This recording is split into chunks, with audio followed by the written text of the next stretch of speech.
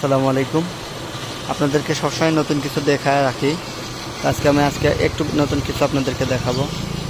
এই যে সেটআপটা দেখতে পাচ্ছেন, এইটা হচ্ছে ইরিগেশন পাম্প। যাদের এই ধরনের ইরিগেশন পাম্প আছে এক্সট্রা, যে ইরিগেশন পাম্প দিয়ে ভেঞ্চুরি বানাতে চান, তারা ঠিক এইভাবে আপনারা ভেঞ্চুরি বানাতে পারেন।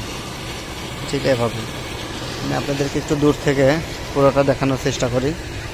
এই যে দেখতে পাচ্ছেন,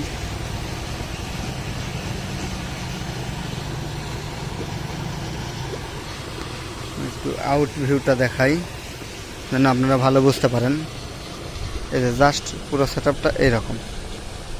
এই এখন আশা করতেছি আপনারা ক্লিয়ার বুঝতে পারতেছেন। ঠিক এইভাবে আপনারা এরকম ভেঞ্চুরি বানাতে পারেন কম খরচে, যেটা আপনাদেরকে ভালো ইয়ারে শুনে দিবে, খারাপ না।